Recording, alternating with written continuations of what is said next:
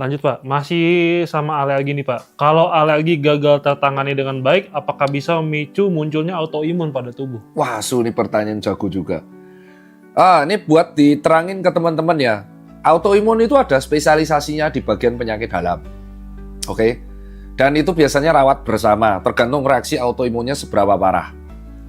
Nah, dokter umum itu hanya bisa mengenali gejala superficialnya.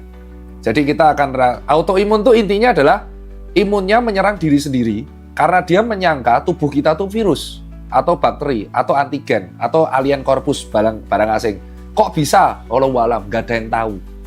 Dan itu bisa terjadi seenak jidatnya si tubuh tersebut. Kalau kita menganggap tubuhnya gagal produksi kan nggak mungkin. Berarti kita manusia itu adalah ciptaan yang paling keren gitu loh.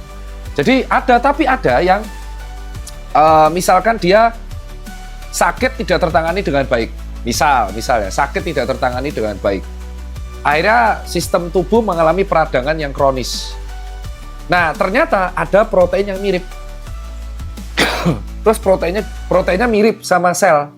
Akhirnya sel tubuhnya digebukin. Sama si autoimunnya. Ya udah habis lah. Itu terjadi sering di hati.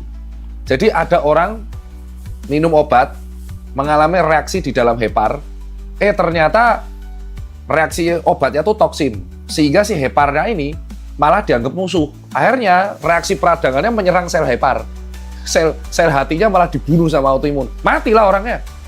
Nah, itulah disebut kenapa autoimun itu penyakit yang kita nggak tahu penyebabnya apa, ya tiba-tiba ada.